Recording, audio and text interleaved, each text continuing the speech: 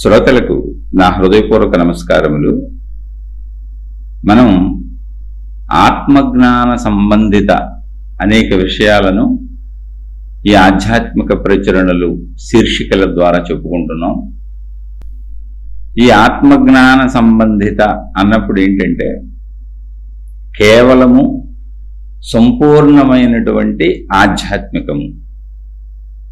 మరలా సంపూర్ణమైనటువంటి ఆధ్యాత్మికము అంటే ఏమిటి అంటే ఇక్కడ ఉద్దేశ్యము ఏమిటి అంటే మన గూర్చినటువంటి అంటే మన శరీరము, మన మనస్సు, మన బుద్ధి, మన లోపల పనితీరు, ఆ లోపల పనితీరు మన శరీరాన్ని కదిపే తీరు, దానితో మనం ప్రపంచంలో ప్రవర్తించే తీరు, మనకి ప్రపంచమునకు అంటే చుట్టూ ఉన్న ప్రకృతికి ఉన్న సంబంధ బాంధవ్యముల తీరు, వీటన్నింటికీ మూలమైనటువంటిది ఏమిటి అన్నప్పుడు ఆ మూలము మనలోనే ఉన్నది. ఆ మూలాన్ని బయట చూడలేం, బయట దర్శించలేం. అది ఉంది, సమస్తం ఉన్నది అదే. కానీ ఆ మూలాన్ని మనలోనే చూడగలము, బయట దానిని అనుభవం చెందలేము, దర్శించలేము. ఎందుకంటే మనము కూడా ఆ మూలములో ఉన్నటువంటి మూలస్వరూపులమే. అన్నింటికీ మూలమై ఉన్నటువంటిది ఏదున్నదో దానిని శక్తి, ఆత్మశక్తి, బ్రహ్మము అని పిలిచారు పూర్వీకులు. అంటే అనుభవం చెందినవారు. ఆ అనుభవాన్ని పొందినటువంటి అనుభవజ్ఞులైనటువంటి మహాత్ములు, జ్ఞానులు ఎవరున్నారో వారు ఆ తత్వాన్ని తమలోనే అనుభూతి చెంది, అంటే ఇక్కడ గుర్తుంచుకోవలసినటువంటి ముఖ్యమైన విషయం ఏంటంటే అది ఎవరికైనా తమలోనే అనుభవంగా దొరుకుతుంది, బయట దొరకదు.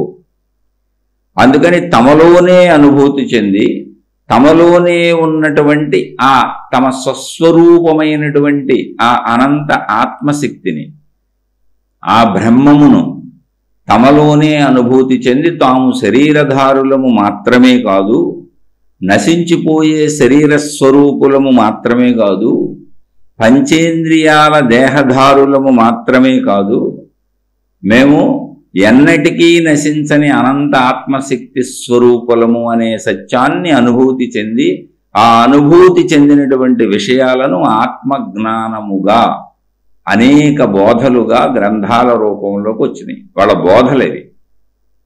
ముందవి అనేక మంది మహాత్ములు వారిని అనుసరించినటువంటి వారి యొక్క అనుచరులకు గురు శిష్య పరంపరగా చెప్పారు. ఎందుకనంటే అప్పుడు రాయటానికి అవసరమైనటువంటి లిపి, భాష, కాగితములు, వస్తువులు లేవు. అందుకని గురు శిష్య పరంపర అసలు అప్పుడు వచ్చింది. ఎందుకు గురు శిష్య పరంపర వచ్చింది అంటే ఒక మనిషి మనిషికి చెప్పాలి తప్ప, అంటే ఒక మనిషి నోటితో చెబుతుంటే మరొక మనిషి చెవితో వినాలి తప్ప ఇక ఇతర ఏ విధమైన పరికరములు లేవు. ముందు ఆ విషయం తెలుసుకోవాలి. అందుకని ఒక వ్యక్తి తాను అనుభవం పొందిన విషయాన్ని ఆ ఆసక్తి ఉన్న వాళ్లకు తన నోటి ద్వారా మాత్రమే చెప్పాడు.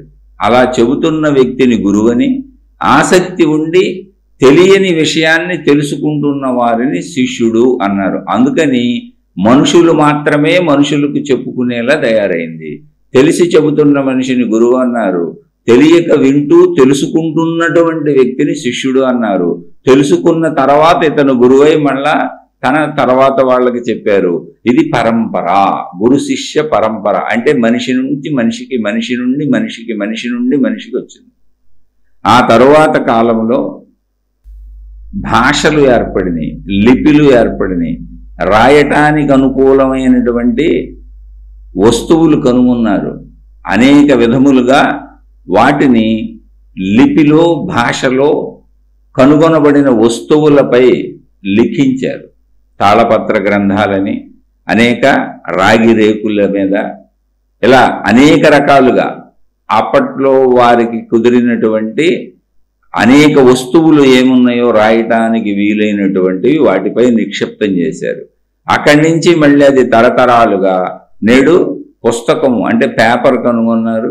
ఆ పేపర్ మీద ప్రింటింగ్ వ్యవస్థ వచ్చింది. అక్కడి నుంచి పుస్తకాలు తయారైనవి.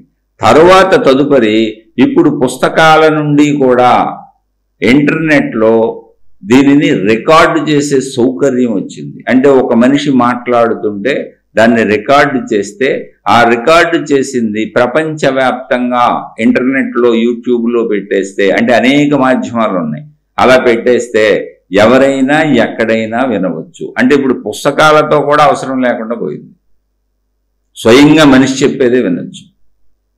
అలా అనేక రకాల మాధ్యమాల ద్వారా ఇది అందుతూ వచ్చింది. ఇక్కడ ఆత్మజ్ఞానము అన్నప్పుడు ప్రత్యేకముగా తమలోని తమ స్వస్వరూపమైనటువంటి శక్తిని, ఇప్పుడు ఆ శక్తి సామాన్యుడికి మరి ఎలా తెలుస్తుంది? తెలియదు కదా, నేను శరీరం అన్న భావనలో ఉన్నాను కదా. అంటే స్వస్వరూపమైన ఆ శక్తి నీలో ఉన్న ప్రాణశక్తి. సామాన్యుడు అయితే ప్రాణశక్తిగా తెలుసుకో, దాన్ని ముందు గుర్తించండి, తర్వాత అక్కడి నుంచి తెలుసుకోవచ్చు. చెప్తారు మహాత్ములు, అంతా చెప్పారు. ఇప్పుడు నేను శరీరం అనుకుంటున్నాను, ప్రాణశక్తి ఉంది, ప్రాణశక్తి శరీరాన్ని నడుపుతుందని ప్రతి సామాన్యుడికి తెలుసు. ఎటువంటి ఆత్మజ్ఞానం అక్కర్లేదు, అసలు ఎటువంటి చదువు అక్కర్లేదు. ప్రాణశక్తితో బతుకుతున్నానని అందరికీ తెలుసు, ప్రాణశక్తి లేకపోతే చనిపోతున్నారనే సత్యం అందరికీ తెలుసు. అసలు మరణము చనిపోవటం అంటేనే ప్రాణశక్తి పోవటము అన్న విషయం అందరికీ తెలుసు. అటువంటి ప్రాణశక్తిని వాళ్ళు తెలుసుకున్నారు. తెలుసుకోవటం ఏంటి? శరీరము, లోపల ఆలోచనలుగా కదిలేటువంటి మనస్సు, ఆ మనస్సు ఆధారంగా అంటే మనసుని శరీరాన్ని కదిపేటువంటి ప్రాణశక్తి. అంటే ఈ రెండు కదలాలంటే శక్తి ఉండాలిగా లోపల, అదే ప్రాణశక్తి. ఆ ప్రాణశక్తికి లోకి తపస్సుల ద్వారా ప్రవేశించి అన్వేషించి శరీరాన్ని దాటి మనసును దాటి ప్రాణశక్తిలోకి వెళ్ళి దానిని అనంత ఆత్మశక్తిగా అనుభూతి చెంది ఆ అనంత ఆత్మశక్తి తత్వమును తెలుసుకొని యావత్ విశ్వము ఆవరించి ఉన్నటువంటి శక్తి ఒకటే, నాలో ఉన్నది, నీలో ఉన్నది, మొత్తము సమస్త సృష్టిలో ఉన్నది ఒకే శక్తి అన్నప్పుడు అలా అన్నింటిలో ఉన్నది ఒకే శక్తి అని చెబుతూ అన్నీ ఆసక్తిలోనే ఉన్నవి అనేటువంటి సత్యమును ఆవిష్కరింపజేశారు. అది అసలు ఆత్మశక్తి అన్నప్పుడు ఏంటంటే అన్నింటిలో ఉన్నది అదే శక్తి అన్నప్పుడు అది ప్రాణశక్తి, అన్నీ ఆసక్తిలోనే ఉన్నవి అన్నప్పుడు అది ఆత్మశక్తి. అంటే ఆత్మ వైపు నుంచి మన చూపు వచ్చినప్పుడు, మరి అన్నింటిలో అది ప్రాణశక్తిగా ఉన్నది అన్నప్పుడు ఈ విషయం సామాన్యుడైనటువంటి దేహభావనలో ఉన్న పరిమిత భావనలో ఉన్న మనిషికి చెప్పబడుతున్నది కనుక నీలో ఉన్న అనంత ఆత్మశక్తి లేదా ప్రాణశక్తి అని చెప్పబడుతున్నది. కానీ అనంత ఆత్మశక్తిలోనే, అనంత ప్రాణశక్తిలోనే, అనంత విశ్వశక్తిలోనే, అనంత సృష్టి శక్తిలోనే, అనంత శక్తి సాగరములోనే సృష్టి మొత్తము ఉన్నది. ఇది ఆఖరికి తెలుస్తుంది. నేను ఆ అనంత శక్తినే అనేటువంటి విషయము ఆఖరుగా ఆత్మజ్ఞానంలో తెలుసుకుంటాడు. అంటే ఆత్మ వలే చూస్తాడు, ఆత్మ వైపు నుంచి చూస్తాడు. ఇప్పుడు శరీరం వైపు నుంచి చూస్తున్నాము కనుక మనకు బోధలు ఆ విధముగా చేయబడినాయి. అలా చేయబడినటువంటి బోధలలో అనేక రకములైనటువంటి ఆత్మజ్ఞాన గ్రంథములు ఉన్నాయి. వాటిలో భగవద్గీతను మనం చెప్పుకుంటున్నాం. కృష్ణ భగవానుడు చెప్పినటువంటి భగవద్గీత, అది అర్జునుడికి కృష్ణ భగవాను నుంచే చెప్పబడింది. అవి ప్రతినిత్యం ఒక్కొక్క శ్లోకం చెప్పుకుంటూ వెళుతున్నాం వీలుని బట్టి. అలాగే ఇటువంటి ఆత్మజ్ఞాన గ్రంథాలు చాలా ఉన్నాయి. అవకాశాన్ని బట్టి అవి చెప్పుకునే ప్రయత్నం చేద్దాం. వీటిలో అష్టావక్ర గీత, దీన్ని అష్టావక్ర గీత అనొచ్చు, అష్టావక్ర మహాగీత అనొచ్చు, రకరకాల పేర్లతో పిలిచారు. అష్టావక్ర గీత ఇది చాలా అద్భుతమైనటువంటి ఆత్మజ్ఞానాన్ని వివరిస్తుంది. అందుకని దీన్ని కూడా చెప్పుకునే ప్రయత్నం చేద్దాం. అవకాశం ఉన్నప్పుడల్లా ఒక్కొక్క శ్లోకం చెప్పుకుంటూ వెళుదాం. ఇది స్వయం అంటే తెలుసుకోండి, మళ్ళీ ముందే చెబుతున్నా, ఆత్మజ్ఞానము అంటే నా లోపల నన్ను నడుపుతున్న శక్తి ఏది ఉన్నదో అది. అంటే దేహభ్రాంతిని వదిలి లోపలికి వెళ్ళడం. దేహము భ్రాంత కానే కాదు, 100 సంవత్సరముల తాత్కాలిక సత్యము మాత్రమే. అనంత ఆత్మ శాశ్వత సత్యం. దేహము ఎంతవరకు నిజము అంటే నశించిపోయే వరకు. పోని దేహము పోని శాశ్వతమా అంటే కాదు, నిరంతరం మార్పులు చెందుతూ ఉంటుంది. ఒక స్థితిలో ఎక్కడ నిలకడగా ఉండదు. అందుచేత దేహము భ్రాంతి అన్నప్పుడు భ్రాంతి అంటే ఈ రోజు ఈ దేహము నేను అనుకుంటే రేపటికి ఇది ఇంకోలా మారుతుంది, ఎల్లుండికి ఇంకోలా మారుతుంది, 10 సంవత్సరాలకు ఇంకోలా మారుతుంది. అక్కడ ఉద్దేశము దేహము నిరంతరము మార్పులకి గురవుతుందని తప్ప దేహము అశాశ్వతము అంటే అర్థము కొంతకాలమే ఉంటుందని, అంతే తప్ప ఇప్పుడు లేదని కాదు. కాబట్టి అందరూ దేహాన్ని జాగ్రత్తగా కాపాడుకోవాలి, ఆధ్యాత్మికతను సరిగా అర్థం చేసుకోవాలి. ఈ దేహం ఉంటేనే, ఈ దేహాన్ని సరిగా రక్షించుకుంటేనే, ఈ దేహంలో ఉన్న మనసు ప్రశాంతంగా ఉంటేనే, ఈ దేహము ఈ మనసు దేహాలకు సంబంధించిన నావి నా వాళ్ళు అన్న నా కుటుంబము నా సంపదలు క్షేమంగా ఉంటేనే. ఎందుకంటే సంపదలు లేకపోతే నేను తినలేను, కుటుంబం లేకపోతే నేను ఇక్కడ బ్రతకలేను. ఇవన్నీ చక్కగా పెట్టుకొని సంతృప్తి చెంది, ఉన్నదానితో సంతృప్తి చెంది కొంత సమయం మిగిల్చుకొని ముందుకు సాగితేనే ఆధ్యాత్మికతను తెలుసుకోగలము. అంతే తప్ప ఆధ్యాత్మికత అంటే ఇదంతా ప్రపంచం మిథ్యని, శరీరం మిథ్యని, భ్రమని అంటే లేదు అనేటువంటి పోకడలకు పోకండి. మిథ్యన్న భ్రమన్న కొంతకాలము మాత్రమే ఉంటుంది, నిరంతరం మార్పు చెందుతూ ఉంటుంది. నిలకడగా దానిని నువ్వు శాశ్వతముగా ఉంచలేవు, పట్టుకోలేవు. అందులో నువ్వు ఏ శాశ్వతత్వాన్ని గ్రహించలేవు. ఆ శాశ్వతత్వం గ్రహించాలంటే దాన్ని నడుపుతున్నటువంటి, దాని లోపల ఉన్నటువంటి ఆ అనంత ఆత్మశక్తి, ప్రాణశక్తి ఏది ఉన్నదో దాని వైపు ప్రయాణించు. అది అలా ప్రయాణించాలి అంటే నీ లోపలికి నువ్వు వెళ్ళాలన్నా, నిన్ను నువ్వు చూసుకోవాలన్నా, నిన్ను నువ్వు గమనించాలన్నా అసలు నువ్వు జీవించి ఉండాలి, నీకు దేహం ఉండాలి, అది ఎంతో ప్రజ్ఞతో పనిచేస్తూ ఉండాలి, అది ఎంతో శారీరక మానసిక బలములతో సంపూర్ణ ఆరోగ్యాదులతో ఉండాలి, దానికి సంరక్షణ ఉండాలి. ఇవన్నీ లేకుండా నువ్వు లోపల దాన్ని తెలుసుకోవటం అసంభవం. కనుక ఎవరైనా సరే ఆధ్యాత్మికతలో ముందుకు వెళ్ళాలన్నా, లోపల అనంతాత్మతత్వాన్ని తెలుసుకోవాలన్నా, నీ భౌతికమైనటువంటి శరీరము, కుటుంబము, ధన సంపదలు స్థిరముగా చక్కగా సరిపోను నిర్దిష్టముగా తయారు చేసుకొని ఉంచుకోవాలి. అందుకని కుటుంబ జీవితము తప్పనిసరి. అందుకే గృహస్థు జీవితాన్ని అన్ని రకాల ఆధ్యాత్మిక మార్గములు బలపరిచినవి, అదే ఉత్తమమైనది అని చెప్పినవి. కాబట్టి సొంత జీవితాన్ని, సొంత కుటుంబాన్ని, సొంత శరీరాన్ని అశ్రద్ధ చేసుకోకండి. సొంత ధనము ఖచ్చితంగా ఉండాలి, ఎందుకంటే 100 ఏళ్ళు ఇక్కడ బ్రతికి ఉండాలి. ఆ ఏర్పాట్లు చేసుకుని అతి కోరికలకు పోకుండా అంతరాత్మలోకి వెళ్ళి ఆత్మజ్ఞాన చదువు, ఆధ్యాత్మిక చదువు చదువుకొని, మళ్ళీ ఆధ్యాత్మిక చదువు అంటే చెబుతున్నాను కేవలము వ్యక్తిగతము, సామూహికము కాదు. ఎవరికి వాళ్ళకి వాళ్ళ పరిస్థితులను బట్టి, వాళ్లకు వీలైనప్పుడు వాళ్ళకి ఎలా అర్థమవుతున్నదో వాళ్ళున్న స్థితి గతిని బట్టి జాగ్రత్తగా దాన్ని తెలుసుకుంటూ, అవసరమైన చోట సందేహములు కలిగిన చోట ఆ సందేహములు తీర్చుకుంటూ, కొద్ది కొద్దిగా భౌతిక జీవితానికి ఇబ్బంది లేని విధంగా, కుటుంబ జీవితానికి ఇబ్బంది లేని విధంగా సమయము కేటాయించుకొని కొద్ది కొద్దిగా సాధనలు చేసుకుంటూ, శరీరము ఉండగానే ఈ 100 సంవత్సరముల శరీరము నశింపు లోపల ఆత్మతత్వమును తెలుసుకొనవలెను. ఇది ఆధ్యాత్మికత. తెలుసుకుంటే ఏమవుతుంది అంటే, శరీరము నశించినా, ఇప్పుడు శరీరం నశించటం గ్యారంటీ, ఎందుకంటే రోజు మార్పులు చెందిపోతుంది, వెళ్ళిపోతుంది. శరీరము నశించినా నేను నశించని అనంత ఆత్మశక్తిని అన్న ఎరుకతో నేను ఉంటాను. నేను అనంత ఆత్మశక్తిగా జీవించే ఉంటాను. ఆ సత్యమది. ఆ సత్యాన్ని నేను గ్రహిస్తాను. ఇప్పుడు నేను సత్యములో స్థిరుడునై, స్థితమై, సర్వవ్యాపక శక్తిగా మిగిలిపోతాను. అది నిజాన్ని తెలుసుకోమన్నారు అంతే. నిజము ఆధ్యాత్మికత. అందుకే ఆధ్యాత్మికత వ్యక్తిగతము, సామూహికం కాదు. నువ్వు నీ లోపల నీ సమస్తము ఆలోచించుకుని దాన్ని బట్టి సాధన చేసుకోవాలి, దాన్ని బట్టి వినాలి, దాన్ని బట్టి తెలుసుకోవాలి. మీకు ఎప్పుడు కుదిరితే అప్పుడు వినండి, కొంత సమయం మిగిల్చుకోండి. మీరు విన్నదాన్ని మీకు వీలైనప్పుడు మననం చేసుకోండి.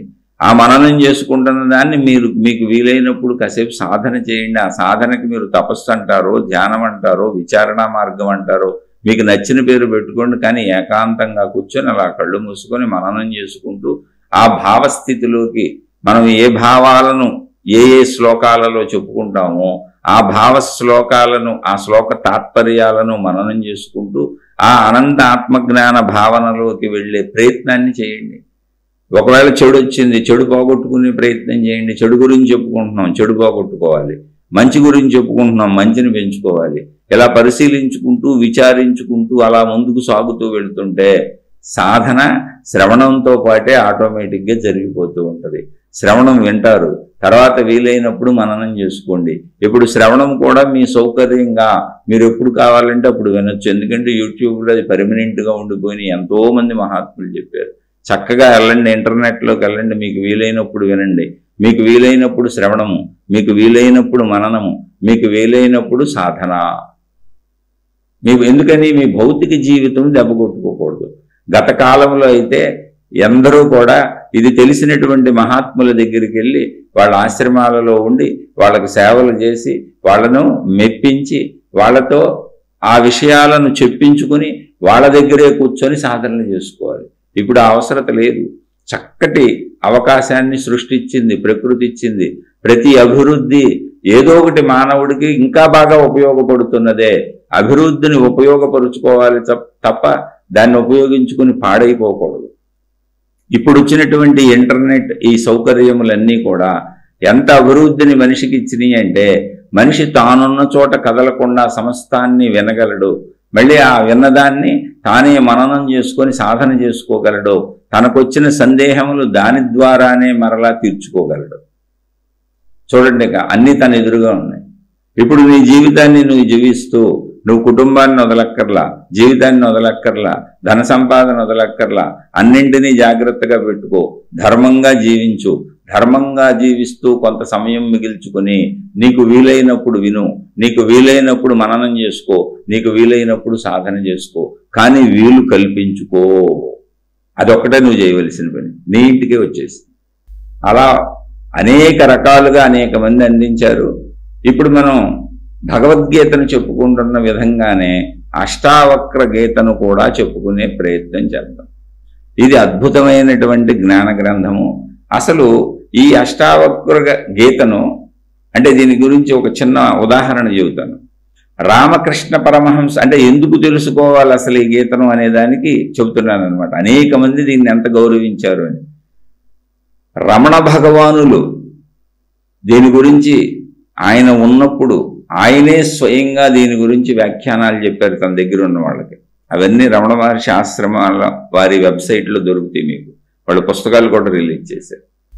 రామకృష్ణ పరమహంస వారు వివేకానందుడు తనను అనుసరిస్తున్న కాలంలో తన దగ్గర సాధనా విధానాలు తెలుసుకుంటూ ఆధ్యాత్మిక పదంలో తన దగ్గరుండి సాగుతున్న కాలంలో అష్టావక్ర గీతను ఇచ్చి ఆయనకి అందులో కొన్ని శ్లోకాలను బెంగాలీలోకి తర్జుమా చేయమన్నారు, మార్చమన్నారు. ఎందుకనంటే అక్కడ వాళ్ళది కలకత్తా, బెంగాల్. వివేకానందుడిది మన రామకృష్ణ పరమహంస మాతృభాష బెంగాలీ. ఆ భాషలోకి తర్జుమా చేయమన్నారు. దాని వలన అష్టావక్ర గీత పట్ల వివేకానందుడికి శ్రద్ధ కలిగి జ్ఞానాన్ని తెలుసుకుంటాడు అని. ఇలా అనేక మంది దీన్ని గౌరవించారు. అసలు అష్టావక్ర మహాగీతను గౌరవించినటువంటి మహాపురుషుడు లేడు. అంటే ఆత్మజ్ఞాన మార్గంలో లేడు అంటే అతిశయోక్తి కాదు. రమణ భగవాన్లే దానికి వ్యాఖ్య రాశారు అంటే ఇంకా ఆత్మజ్ఞాన మార్గంలో దాని గురించి మాట్లాడని వాళ్ళు ఎవరున్నారు? రామకృష్ణ పరమహంసే వివేకానందుడిని అష్టావక్ర గీతను తర్జుమా చేయమన్నారంటే దాని గురించి చెప్పని వాళ్ళు ఎవరున్నారు? అయితే ఆత్మజ్ఞాన మార్గ ప్రయాణికులు మాత్రమే, అటువంటి గురువులు, అటువంటి శిష్యులు మాత్రమే దీని వైపు వెళతారు. ముందే చెబుతున్నా, భక్తి మార్గాల వాళ్ళు దీని వైపు రాకపోవచ్చు. తెలియదు నాకు, నేను అంత సమస్తము తెలిసిన జ్ఞానిని కాదు. ఇప్పుడు అసలు ఈ అష్టావక్ర గీత ఎవరు రాశారు అనే విషయానికి వస్తే, అసలు అష్టావక్రుడు ఎవరు అంటే ఈయన ప్రస్తావన మహాభారతంలో అరణ్య పర్వంలో వస్తుంది. ఈయనొక ఋషి కుమారుడు. అసలు అష్ట అంటే 8, వక్ర అంటే వంకరలు, ఆయన పేరులోనే ఉంది. అష్టావక్రుడు అంటే 8 వంకరలు గలవాడు. ఆయన శరీరము 8 ప్రదేశములలో వంకరలుగా తిరిగి ఉంటుంది. ఇప్పుడు మనం నుంచుంటే స్ట్రెయిట్గా ఉంటాం కాళ్ళ నుంచి తల వరకు, కానీ ఆయన శరీరము 8 వంకరలు తిరిగి ఉంటుంది. అందువలన ఆయన్ని అష్టావక్రుడు అని పిలిచారు. అయితే అసలు 8 వంకరలు ఎందుకు తిరిగింది, ఏంటిది, ఆ 8 రహస్యం ఏంటి, అసలు ఆయనకి ఎందుకు జరిగింది, ఇది తెలుసుకుందాం. ఉద్దాలకుడు అనేటువంటి ఋషి వేదాలన్నింటినీ ఆత్మజ్ఞాన తత్వాన్ని ఆయనను అనుసరించేటువంటి ఆయన్ని చేరినటువంటి శిష్యుల చేత రోజు సాధన చేయించేవాడు, వాళ్ళకు బోధించేవాడు. చక్కగా అక్కడంతా కూడా ఆత్మజ్ఞాన ఘోషతో అంతా ఆ ఆశ్రమ వాతావరణం నిండిపోయి ఉండేది. అలా ఎంతోమంది శిష్యులు ఆయన దగ్గరికి వచ్చారు, మేము ఈ ఆత్మజ్ఞానాన్ని తెలుసుకుంటాం, వేదాల్లో ఉన్నటువంటి జ్ఞానాన్ని మేము వింటాము అని. అంటే ప్యూర్లీ ఆత్మజ్ఞానం గురించి చెబుతున్నాను నేను, చాలా విషయాలు ఉన్నాయి వేదాల్లో, ఇక్కడ ఆత్మజ్ఞానం. అలా ఉద్దాలకుడు అనేటువంటి ఋషి దగ్గర చేరినటువంటి అనేక మంది శిష్యులు, ఆత్మజ్ఞానాన్ని నేర్చుకుంటున్నటువంటి శిష్యులు ఎవరున్నారో రోజు కూడా వాళ్ళు ఆ శ్లోకాలను ఉచ్చరించటం, ఆ తాత్పర్యాలను మననం చేసుకోవటం, ఇవన్నీ చేస్తూ ఉండేవాళ్ళు. అలా నేర్చుకుంటున్నారు, వాళ్ళు ఆత్మజ్ఞానం మొత్తం నేర్చుకుంటున్నారు. ఇదంతా శ్లోక రూపంలో వచ్చింది, వెనక నుంచి మనకు తెలుసుకోవాలి, అప్పుడు సంస్కృత భాషలో ఉంది ఇదంతా. అలా నేర్చుకుంటున్న వాళ్ళల్లో కహోదుడు అనేటువంటి ఒక శిష్యుడు చాలా బాగా నేర్చుకునేవాడు, గురువు గారితో ఎంతో అభిమానంగా ప్రేమగా ఉండేవాడు. అంటే రకరకాల ప్రవృత్తులు ఉన్న వాళ్ళు ఉంటారు కదా శిష్యుల్లో కూడా. అందువలన గురువు గారికి ఇతను బాగా నేర్చుకుంటున్నాడు, పైగా ఎంతో గురువు పట్ల ప్రేమ అభిమానాలు కలిగిన వాడు, మంచి క్యారెక్టర్ ఉంది అతనికి. అందువలన ఆయనకి ఎంతో అభిమానం కలిగి ఆ శిష్యుడికి తన కుమార్తె అయినటువంటి సుజాతను ఆయనకిచ్చి వివాహం చేశాడు. ఎవరికి? కహోదకుడికి. ఇప్పుడు ఈ కథ మీకు ఎందుకు చెబుతున్నానో తెలుసా? మీరు ఇక్కడ గ్రహించండి. ఉద్దాలకుడు అనే ఋషికి భార్య ఉంది, పిల్లలు ఉన్నారు, ఆయన కుమార్తె సుజాత. ఇది ఎందుకు చెబుతున్నానంటే ఋషులందరికీ కుటుంబ వ్యవస్థ ఉంది. ఆత్మజ్ఞానం అన్నా, ఆధ్యాత్మికత అన్నా, భక్తి అన్నా, గురువులు మహాత్ములు దేవుళ్ళు మతాలన్నా ఇళ్ళు వదిలిపెట్టి పారిపోవటం కాదు అనే విషయాన్ని మీకు రూఢీపరచడానికి ఈ విషయాన్ని చెబుతున్నాను. ఇప్పుడు ఉద్దాలకుడు ఎవరు? మొత్తం వేదాలనే బోధించగలిగినటువంటి ధనుడు, నేర్పుతున్నాడు అక్కడ. అందులో ఆత్మజ్ఞాన తత్వాన్ని అనుభూతి చెంది తాను పొంది ఇతరులకు బోధించగలిగిన స్థాయికి వచ్చిన ఋషి ఆయన. ఋషి అంటే రుజువర్తనము కలవాళ్ళు, సత్యదర్శనం అయిన వాళ్ళని ఋషి అంటారు. ఆయన పేరు ఉద్దాలకుడు. ఆయనకి భార్య ఉంది, కుమార్తె ఉంది, సుజాత. మళ్ళీ ఆయన అది నేర్చుకుంటున్న శిష్యులు ఎవరో సన్యాసాలు తీసేసుకొచ్చిన వాళ్ళు కాదు, నేర్చుకోవటానికి వచ్చారు ఆత్మవిద్యను. అందరూ నేర్చుకోవాలి, శరీరం ఉన్న ప్రతివాడు ఆత్మవిద్య నేర్చుకోవాలి, అదే ఆధ్యాత్మికత. అలాని కుటుంబాలు వదిలి పారిపోవటం కాదు తండ్రి. ముందు తెలుసుకోండి, ఆధ్యాత్మికత అన్నా, భక్తి అన్నా, దేవుడన్నా, మతం అన్నా కుటుంబాలు వదిలి పారిపోవటం కాదు. మీరు దాన్ని పొరపాటుగా అర్థం చేసుకుంటున్నారు అని మీకు ఈ కథను చెబుతున్నాను. లేకపోతే డైరెక్ట్ మనం జ్ఞానంలోకి, శ్లోకాల్లోకి వెళ్ళిపోవచ్చు. కథ తెలుసుకొని వెళ్దాం. ఇప్పుడు ఆ కహోదుడనే శిష్యుడికి తన కుమార్తె సుజాతనిచ్చాడు. అంటే ఏంటి? మళ్ళీ నేర్చుకోవటానికి వచ్చిన శిష్యుడు కూడా నేను ఆత్మజ్ఞానం నేర్చుకుంటున్నాను కనుక నేను సన్యాసం తీసుకెళ్ళిపోతాను, దేవుడు అంటే సన్యాసము, తల్లిదండ్రులను వదిలేయటం, ఇళ్ళు వదిలేయటం, భార్యా పిల్లలను వదిలేయటం కాదు తండ్రి. శరీరమున్న ప్రతివాడు శరీరముతో ఉన్నంత కాలము శరీరమునకు సృష్టి పెట్టినటువంటి సకల సౌకర్యములను అనుభవిస్తూ, సృష్టి ఏం పెట్టిందో ఆ సౌకర్యములన్నీ, ఇంద్రియ సుఖములన్నీ అనుభవిస్తూ, ధర్మముగా అనుభవిస్తూ, సృష్టి తనకిచ్చిన ఆయువు పూర్తగు లోపల తన సస్వరూపమైనటువంటి అనంత ఆత్మశక్తిని నేను అని, ఆ సృష్టి శక్తిని నేను అని తెలుసుకొని అదే సృష్టి శక్తిలో, విశ్వశక్తిలో, ఆత్మశక్తిలో లయించిపోతాడు. ఇది సృష్టి కార్యం. లయమవుతాం, మరణించం, చావం. లయం అంటే కలియుట, చచ్చిపోవటం అంటే శరీర భావన, చచ్చిపోయిందని, చచ్చిపోయాడని. లయమవుతాం. అందుకని అందరూ కుటుంబంలోకి వెళ్తారు. మనందరం ఋషుల సంతతి, మునుల సంతతి, మర్చిపోబాకండి. ఇప్పుడు ఆ సుజాత కహోదుడికి వివాహం జరిగింది. తర్వాత సుజాత గర్భవతి అయింది. అంటే ఇప్పుడు వాళ్ళు కాపురాలు చేశారనే అర్థం. ఉద్దాలకుడు తన భార్యతో కాపురం చేస్తేనేగా సుజాత పుట్టింది. సుజాత కహోదుడు కాపురం చేస్తేనేగా మళ్ళీ గర్భవతి అయింది. మళ్ళీ వీళ్ళందరూ అభ్యసిస్తుంది ఆత్మజ్ఞాన విద్యనేగా. అందుకని భ్రమలకు లోను కాకండి, సత్యాన్ని తెలుసుకోండి. ఎవరు ఏది వదిలి పారిపోవటానికి లేదు. సృష్టి చేసిన అద్భుతమైన ఏర్పాటు ఇది. మళ్ళీ మనం ముందుకి సృష్టిని నడుపుకుంటానే వెళ్తాం. దాన్ని సృష్టి యజ్ఞము అంటారు. ఎంతో పవిత్రమైన కార్యం అది. ప్రతి వాళ్ళు పిల్లల్ని కనాలి. సృష్టి ముందుకు నడుస్తూ ఉంటుంది. సుజాత గర్భవతిగా అయింది. సరే, ఆమె గర్భవతి అయింది.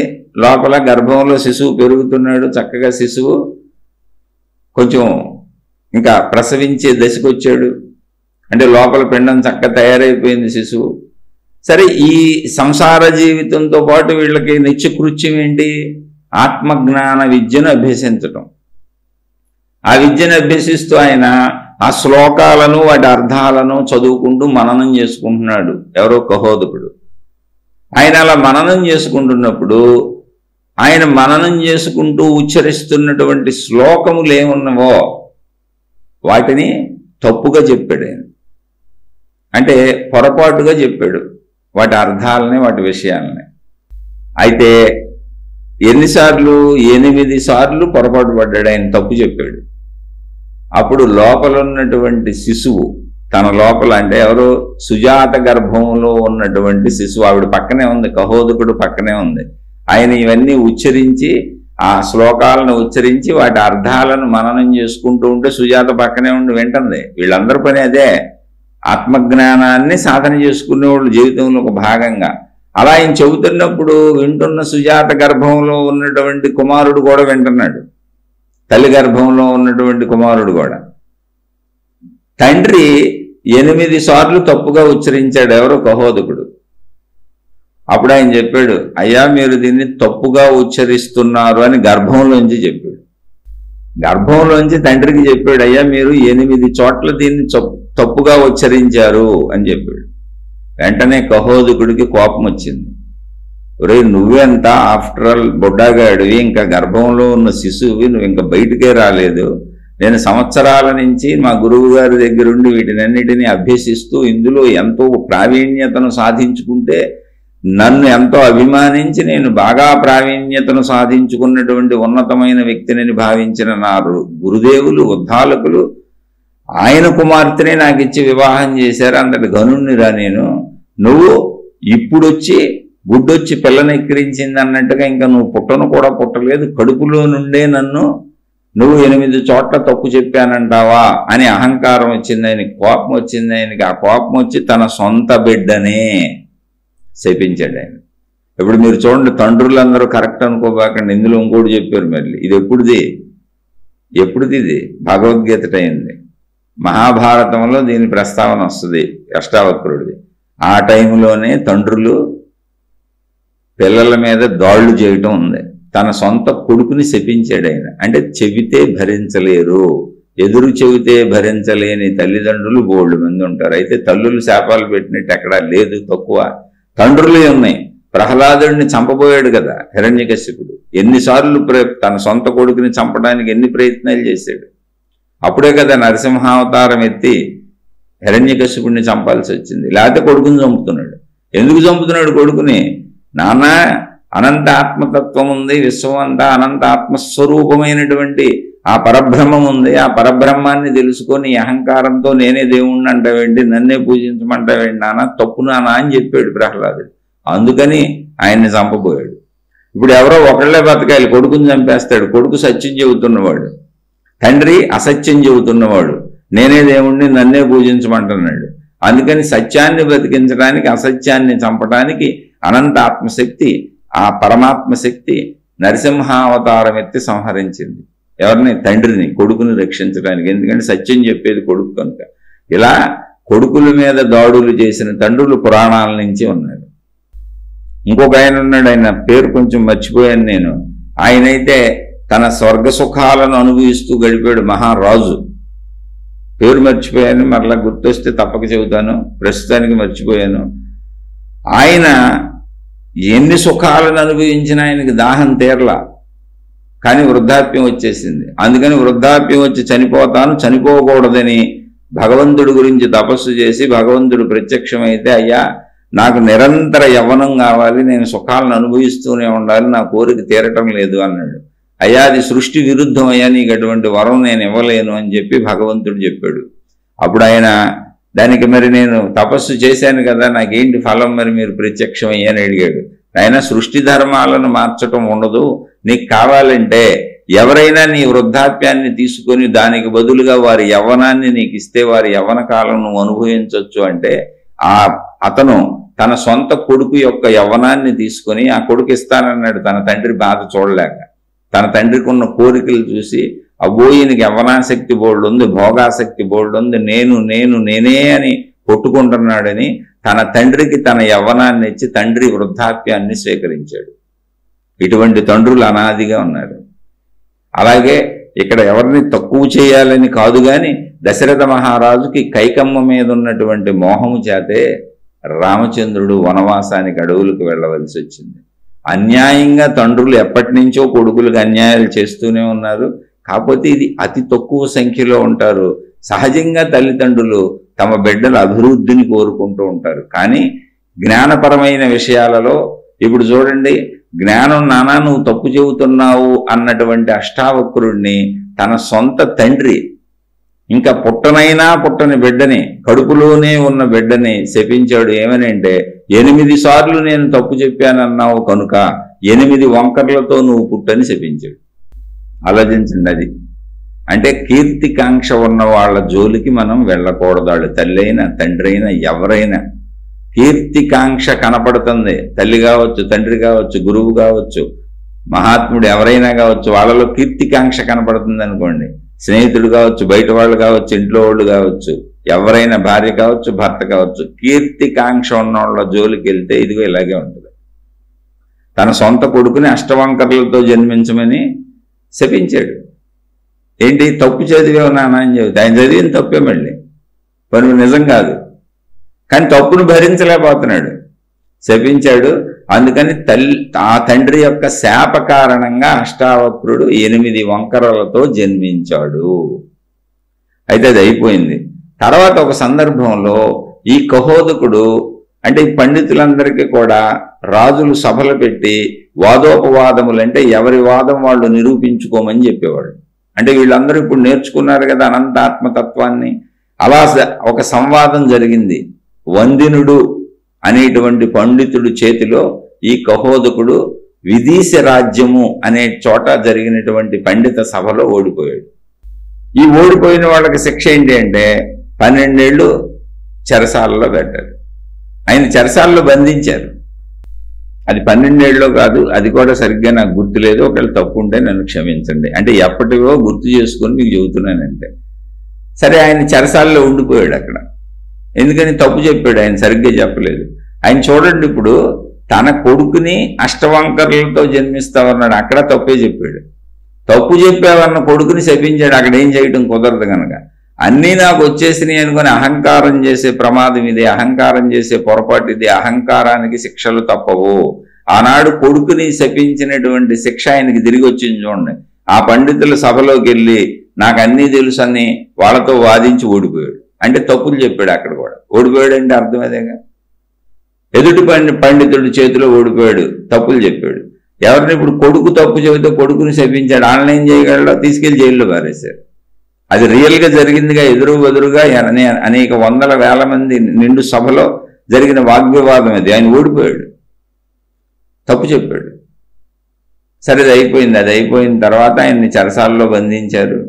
తర్వాత 12 ఏళ్ల వయసులో, అంటే అష్టావక్రుడికి 12 ఏళ్ల వయసు వచ్చినప్పుడు ఆయన తన తండ్రి ఎక్కడున్నాడో తెలుసుకొని, జరిగిందంతా తెలుసుకొని, అయ్యో నా తండ్రి బందీగా ఉన్నాడు అని చెప్పి ఆ రాజ్యానికి వెళ్ళి అక్కడ పండితులతో ఈయన మళ్ళీ సమావేశం జరిపి సభను పెట్టించి ఆత్మజ్ఞాన విద్యలో వాళ్ళందరితో సంభాషణలు చేసి వాళ్ళను ఓడించాడు.